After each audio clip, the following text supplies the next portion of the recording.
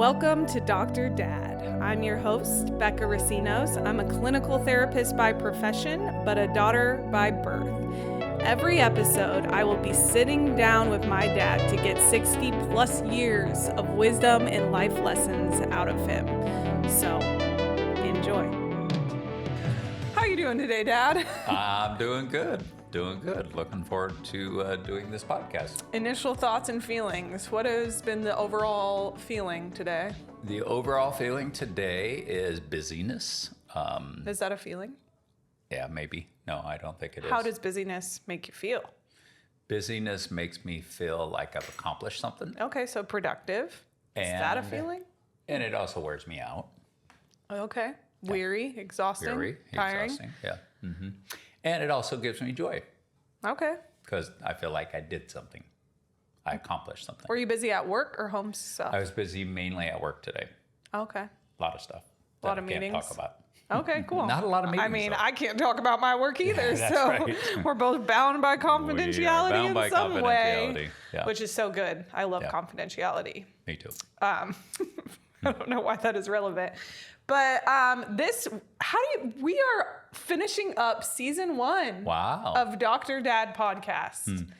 So I don't know if this will be the last episode or the next one. We will see kind of the flow of stuff. But how has it been like, this journey of filming Dr. Dad for you and putting yourself out there? Because I know it can be really vulnerable.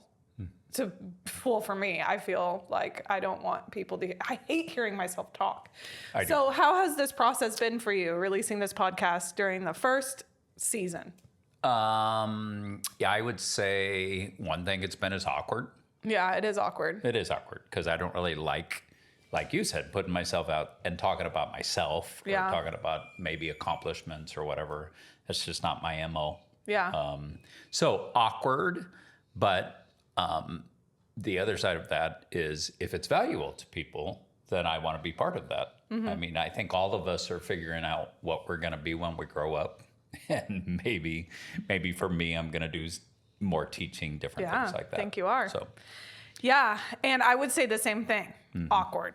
Because even though I got voted most likely to be a talk show host as a kid. You did. I did. I remember that. In middle school or something, most likely to be a talk show host.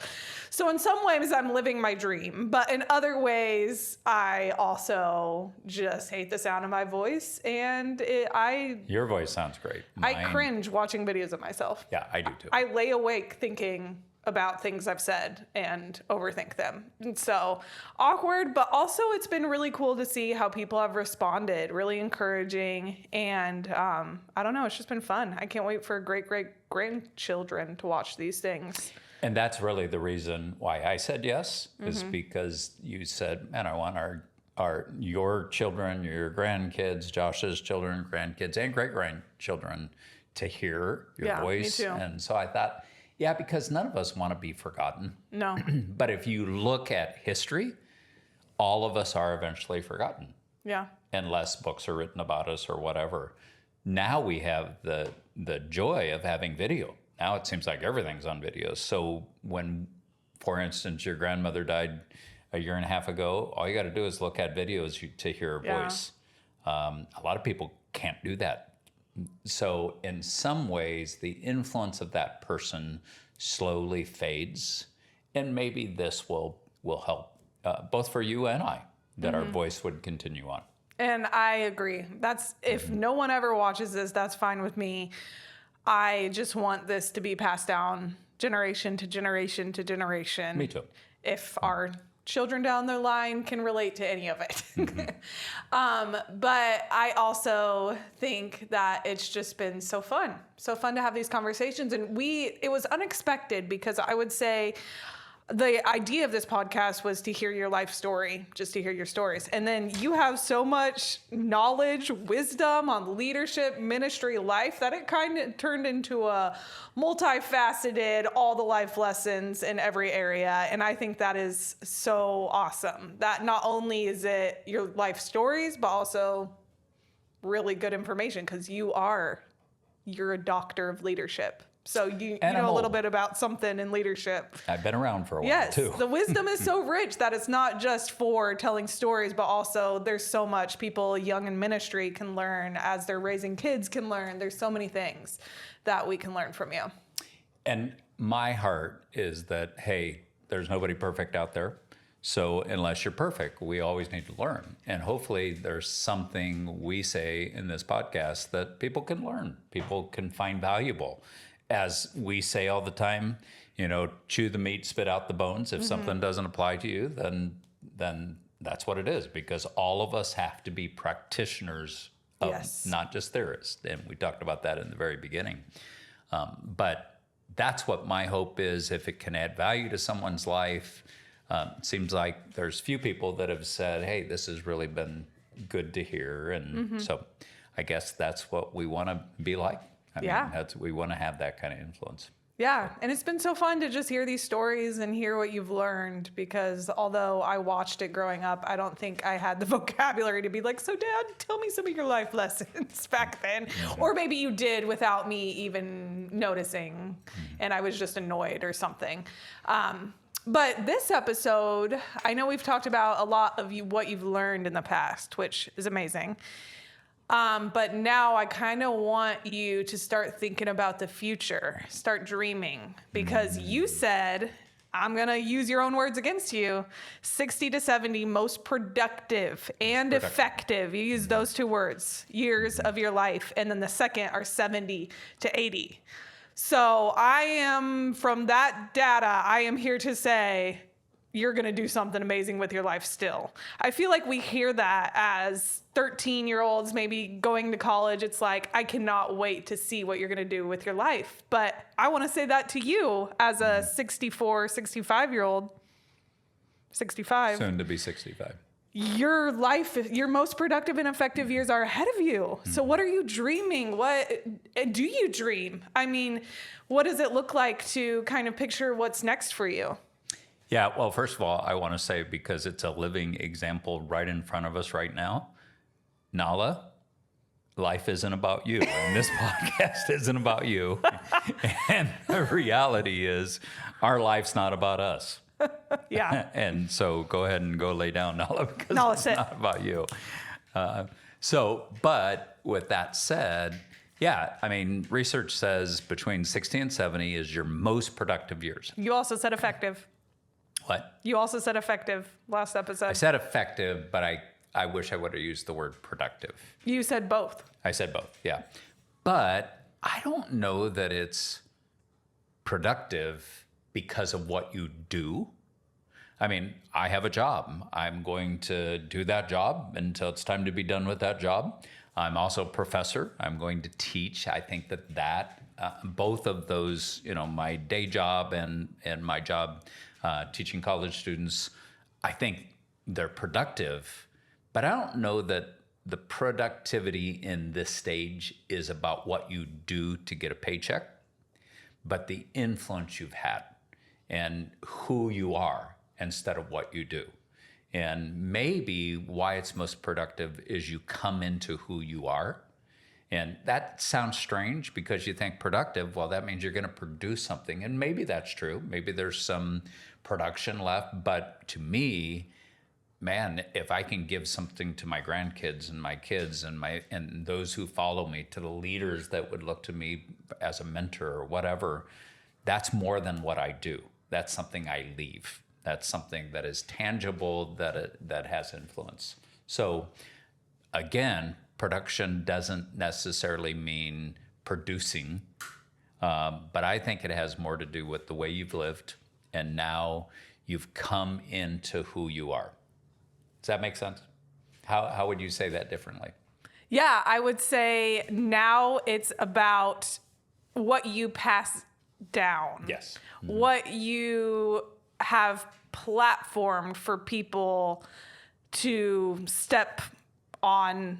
You're the platform for what people can thrive on and perform on. Right. Now, from what you've learned in the past, now you're giving them the platform, and you want it to continue generationally and in the people that you're leading. It's what can I leave behind that they can take even further.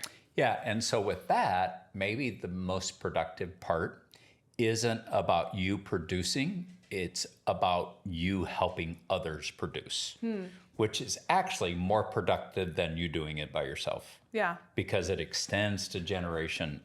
I've used this illustration a lot about the quarters, and I found this to be true. There's a lot of writing about what we would call the quarters of our life, and so I've used different terms, but I'm going to stick to this one's now. The first quarter is your learning years. Ooh. Your learning years between birth and 25.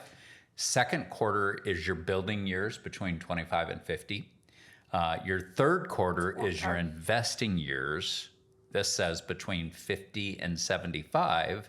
And hopefully you live a fourth quarter, and that is your legacy years.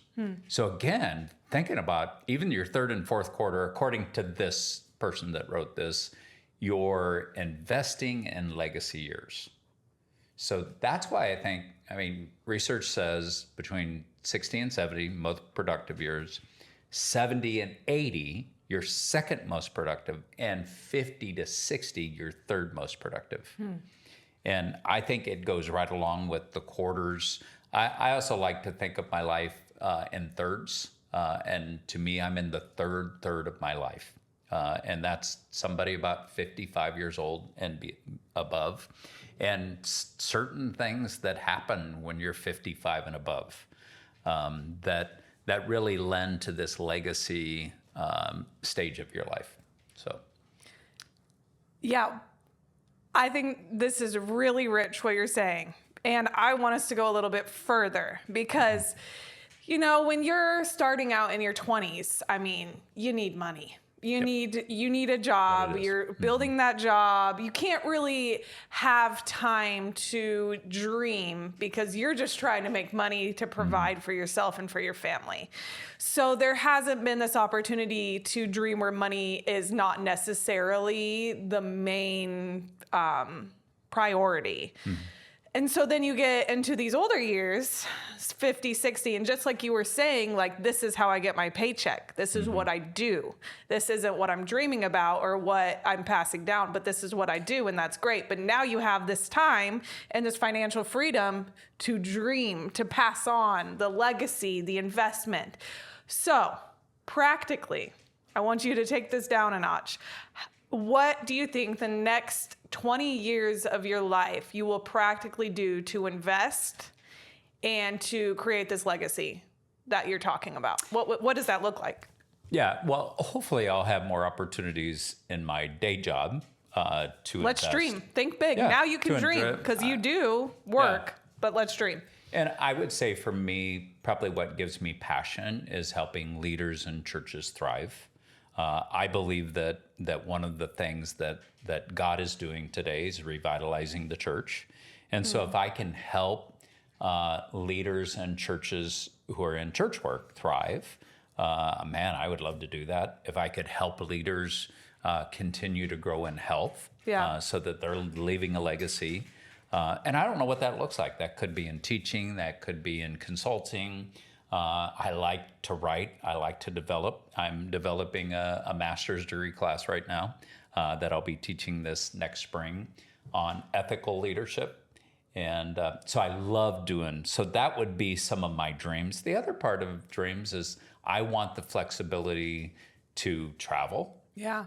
I would love to get really involved. I'm connected somewhat with a program called DLT, Discipleship Learning Training. In fact, I'm going to Cape Town, South Africa, coming up this fall. Without me? Without you, yes, without you. And I would love to even globally continue to go and take what I've learned and take the materials that are available to us and help leaders around the world. So that would be occupationally, perhaps, and beyond needing a paycheck, just doing that. I mean, I don't want my life with what I do to end when I no longer need a paycheck and somebody says you need to retire. I want to continue on to give, and hopefully there'll be opportunity to do that. I can foresee that I'll be a professor until I can't be any longer. So those are things that I dream about, but what gives me passion is just to spend time with people. First of all, my family. I mean, my grandkids. I love spending time with my grandkids, my kids, going on vacation, sitting around a campfire, talking about life. I love that. Also, in our ministry, we have a lot of leaders, whether they're in ministry or not, that would still look to Mom and I for influence. Yeah. We just had some reach out to us this week. And I would like to continue to have that kind of relationship with them and add value to their life if I can. Not as somebody that says you need to come to me, but as somebody that they just automatically come because of a relationship of trust. I don't ever want to force what we know on people. We would rather have somebody say, hey, could you help me with this? And that's what I'd like to be, a mentor, a coach, things like that in the future. That would be a dream of mine. Yeah, so it's kind of like building curriculum around leadership, organizational health. Yep. Maybe ethical leadership, including ethics, building kind of this curriculum and then teaching, writing, passing that on to people globally, and then having the freedom to spend time with your family and with those people. It sounds like the people that you're training, you want there to be a relational aspect as well. And it can be natural. It doesn't have to be in a context of a job or in an appointment. It can be just, hey, call somebody up and see how you're doing. My calling, besides loving the Lord with all my heart and soul and strength, my calling, my gifting is that of shepherd. So everything I do has to do with shepherding. So if it's influence, it will be shepherding influence. If it's teaching, it will be shepherding teaching. And I can't get away from that no matter what assignment I have. And hopefully, 30 years from now, which I would be 95, I'll still be shepherding people, if God gives me that many years. Yeah, and that is just a part of who you are. Right. You are a shepherd. For our viewers who maybe aren't familiar with that language, how would you personally define shepherd, and how does that relate to what you do, the teaching and the guiding and the relationships? What is shepherd, and what does shepherding look like? Yeah, I mean, first of all, the great shepherd is Jesus. I mean, he calls himself shepherd, so I don't pretend to be anything close to what Jesus was. But if you look at kind of what a shepherd does, Psalms 23 would be a good illustration. Of course, it's talking about Jesus, it's not talking about a human, but, I want to lead people in a way that, they can rest beside still waters. Want to lead people in a way where they can grow in safety and security. And so it would be leading people mostly to Jesus and shepherding them, caring for them. One of the things that I think is missing sometimes in the church is care. When somebody goes through something hard, so many times we just quote a scripture and think we've cared for them. Well, you've spoken the truth. Yeah, you quoted the scripture. Yeah. But more than that, sometimes we need, and we've talked about this, we need somebody to come alongside of us and just say, I care. Even without counseling or even without answers. Yeah. I don't know that shepherds, Jesus, of course, has all the answers. Me as a shepherd, I don't have all the answers. Sometimes, frankly, as I said to a friend this week, I don't get it. I don't get it. I never will. But this is what I know. I'll walk with you. And that's what shepherds do. Yeah, and I think David in the Bible is a great example of that, because there's so many times where he's like, why, God? Why have you abandoned me? Why is this happening? He always gives thanks to the Lord, and he goes, but then I remember. But I think that's a great example of, we don't have all the answers. And as a shepherd, you're asking the questions, but you're also reminding them who God is, leading them to Jesus. Like, why? I don't know why. Here's Jesus. Remember what he's done.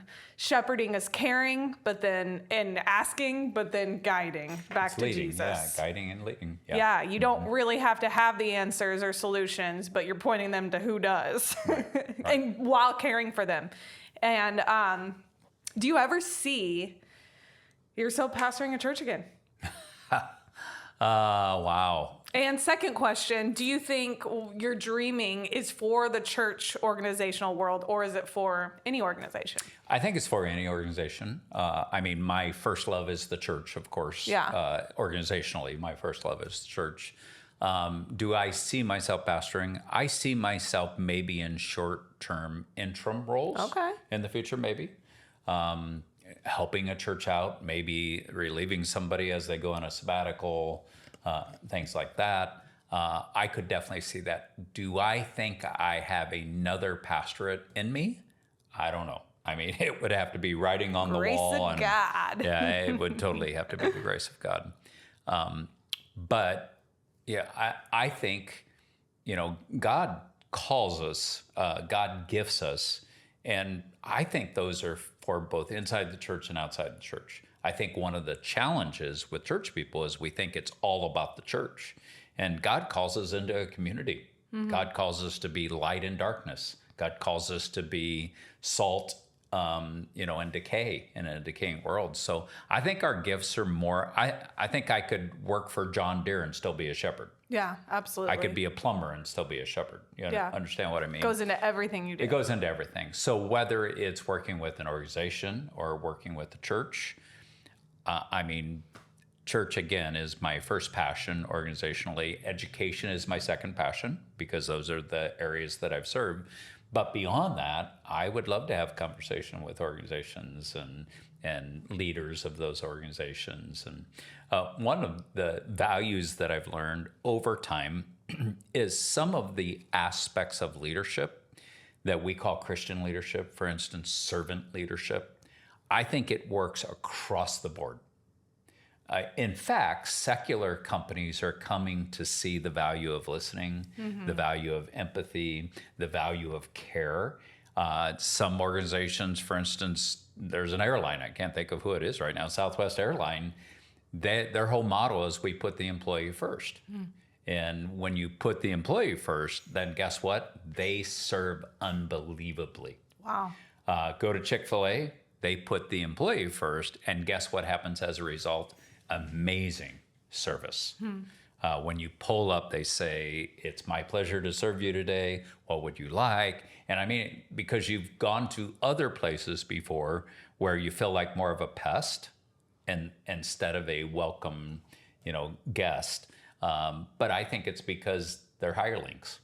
And so that's kind of off the subject, but No, it's good, the though. reality is there's a lot of things secular organizations can do that really do mirror the things of Christ. Yeah. And I think if you're a Christian leading one of those organizations, the character of Christ should come out in the way you lead. Yeah, that's good. And shepherding is an essential part of leading in an organization and in organizational health. So in order to lead an organization, you have to have some shepherding to you. Even if you're, someone who doesn't believe in God, it would be very essential for you to have some shepherding aspects of caring in order for your organization to be healthy and succeed. It's essential. Yeah, because oftentimes people get the idea is they don't really care about me, they care about what I do. Yeah. Shepherding cares about you. Yeah. Beyond what you do. Now, if you get a paycheck, obviously that's transactional in nature. I gave you a paycheck, you got to do this job, and if you don't do this job, you won't have this paycheck any longer. That's normal. That every organization, including the church, has those kind of rules. But how you go about that transaction, how you treat people during that transaction is really key. And to me, that's shepherding. That's who I am, and that's what I'll be until I go home to heaven. Yeah. And so many people can learn from that. And I think one thing I could see you doing is this isn't prophetic, but what you're really, really good at is helping churches transition leadership.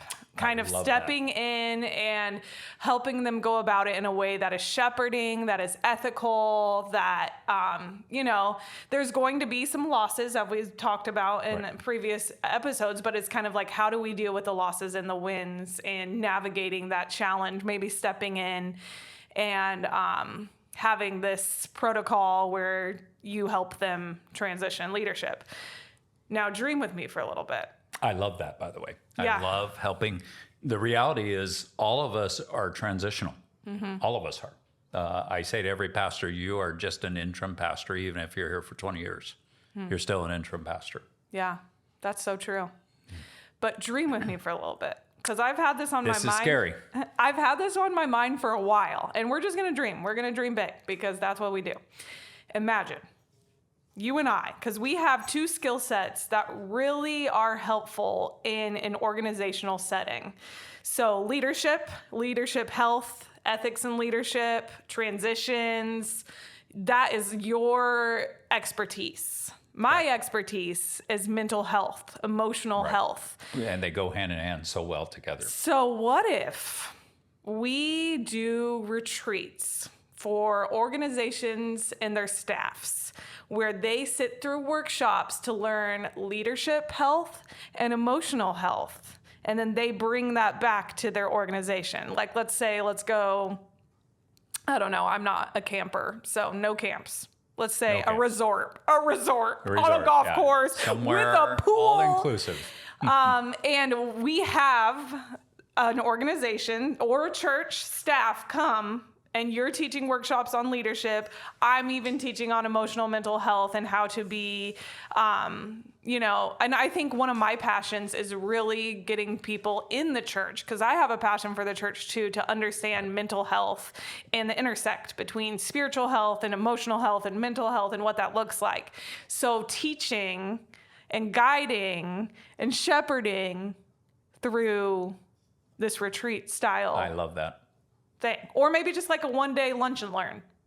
But I do have this dream all in to eventually do some sort of retreat leadership training with all of these aspects involved. And for you, it taps into investment and legacy, leaving it kind of, and working with your legacy.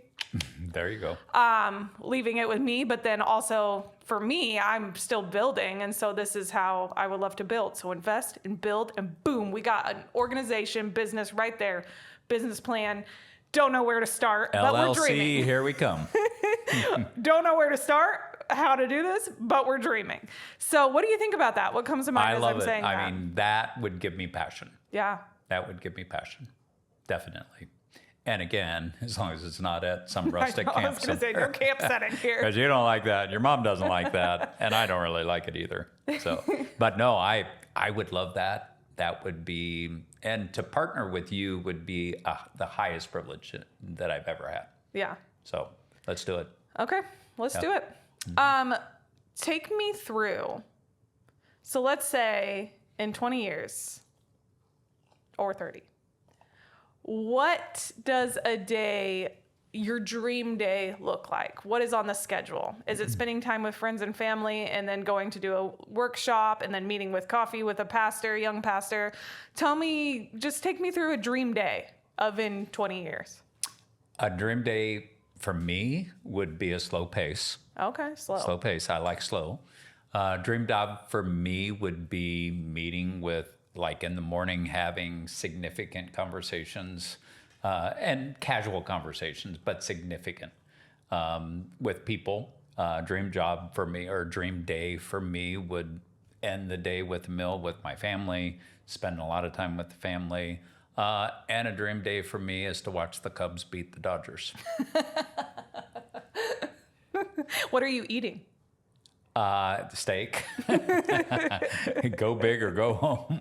What's for dessert, Dan? That's your forte. Don't even get me started. Cheesecake. Turtle cheesecake with the frosting on top from the German chocolate. But it's cheesecake too. Yeah, what I left out was the teaching part. Oh. Anyway, any part of influence. And honestly, a dream I would also have is to spend a day fishing somewhere. Yeah. To me, that's or spend a day on a lake.